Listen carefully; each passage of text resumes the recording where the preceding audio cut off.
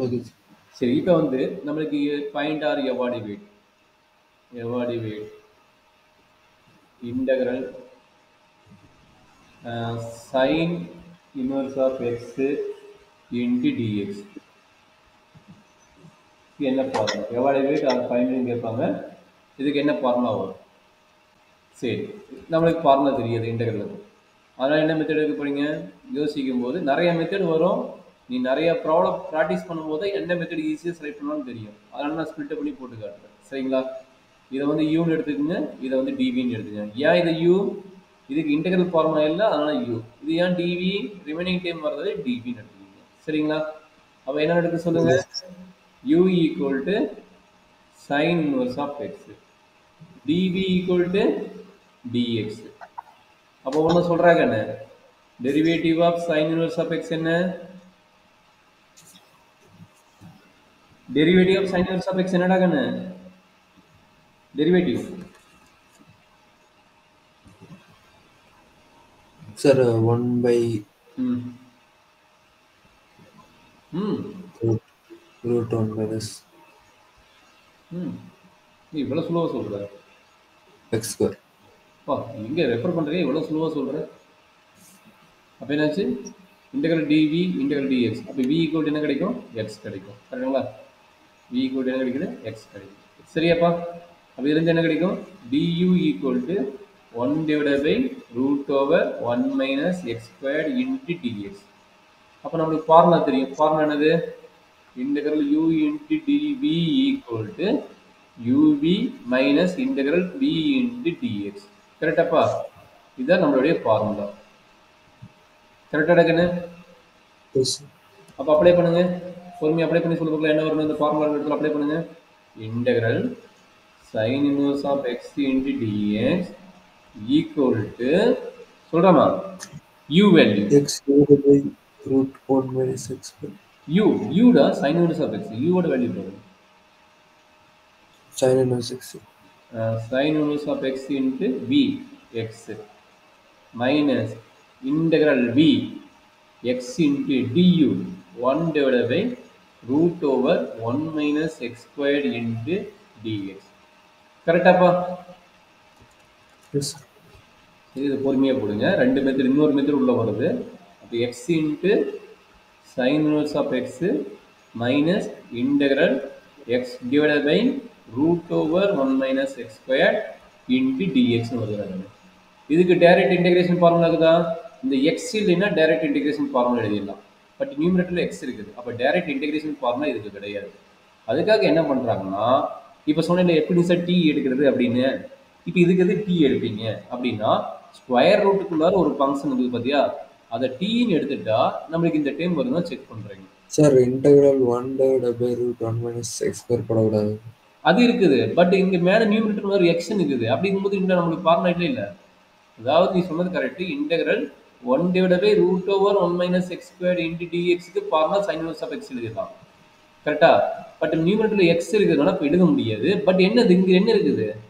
இதை வந்து இன்சைட் ப்ராக்கெட்டில் இருக்கிற டி வந்து நம்ம எடுக்கணும். இன்சைட் இருக்கிறது வேல்யூ வந்து என்ன எடுக்க போறீங்க? டீன்னு எடுக்க போறீங்க. Okay sir. அப்போ டிடி என்ன கிடைக்கும்னு சொல்கிறேன். Dt by dx.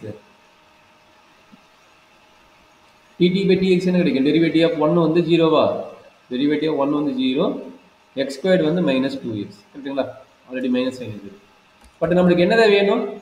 X into dx வேணும். நியூமரேட்டர் என்ன இருக்குது? எக்ஸ் இன்ட்டு டிஎக்ஸ் தான் வேணும். கரெக்டுங்களா? அப்போ இது என்ன பண்ண போறீங்க? எக்ஸை தவிர இது ஈக்குவல் டு மைனஸ் 2x இருக்குது. அப்போ எக்ஸை தவிர மற்றதெல்லாம் இங்கே கொண்டு வாங்க. மைனஸ் 2 இங்கே கொண்டு வாங்க. அப்போ என்னாச்சு?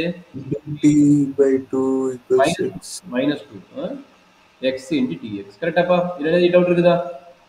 Okay sir. சூப்பராக. அப்போ டவுட் இல்லைன்னா இந்த டைம் இங்கே அப்ளை பண்ணுங்க. என்ன பண்ணுறீங்க? இந்த டைம் இங்கே அப்ளை பண்ணுறீங்க. அப்ளை பண்ணிடலாமா? அப்ளை பண்ண என்ன கிடைக்குங்கன்னு? That is equal to x into sine inverse of x. I இதோட வேல்யூ ஐன்னு வச்சுங்க. மைனஸ் ப்ராக்கெட் போட்டுங்க. என்ன வரும்? எக்ஸ் இன்ட்டு டிஎக்ஸ் போது என்ன எழுத போகிறீங்க?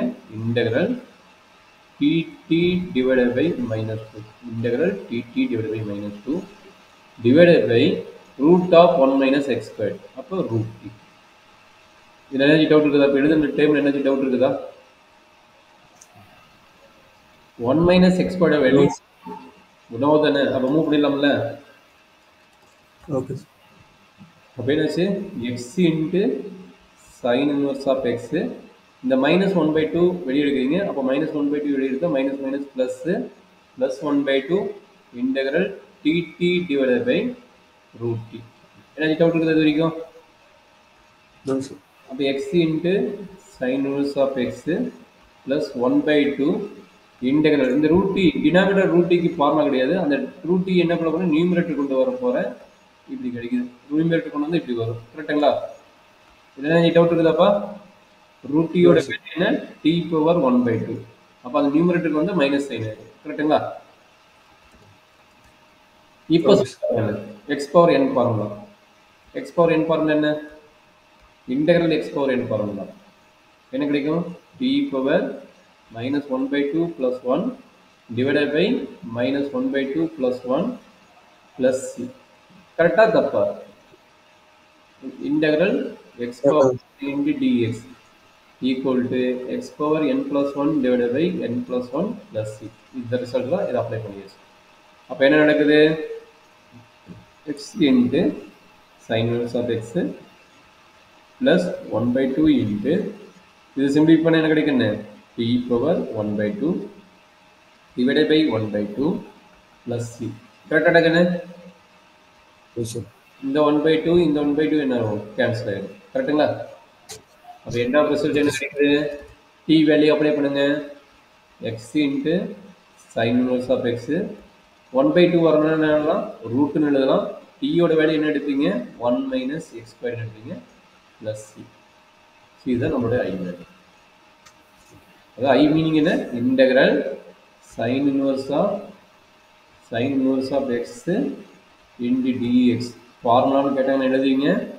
X into sine inverse of x plus √1 minus x square plus c. ஓகேங்களா? இல்லை எனர்ஜி டவுட் இருக்குது? எந்த அட்வைஸ் மிஸ் பண்ணிக்கிறோமா? எல்லா டைம் வந்துச்சுல்ல. நீங்கள் இருந்து அப்படியே கண்டினியூ பண்ணுறீங்க. உங்கள் டீ எடுக்கிறீங்க, சிம்பிளிஃபை பண்ணுறீங்க, அப்படியே அப்ளை பண்ணுறீங்க, இன்டிகிரேஷன் ஃபார்ம் அப்ளை பண்ணுறீங்க, ரிசல்ட் வந்துச்சு. ஓகே சரி. இதுக்கு காஸ் இன்வர்ஸ் எக்ஸ் பாருங்கள், நீங்கள் கண்டுபிடிங்க. இல்லை டேன் இன்வர்ஸ் கண்டுபிடிங்க. ஏன்னா இது மைனஸ் தான் வரப்போகுது. நீங்கள் டேன் இன்வர்ஸ் கண்டுபிடிங்க. அதுக்கப்புறம் நம்ம பார்க்கலாம்.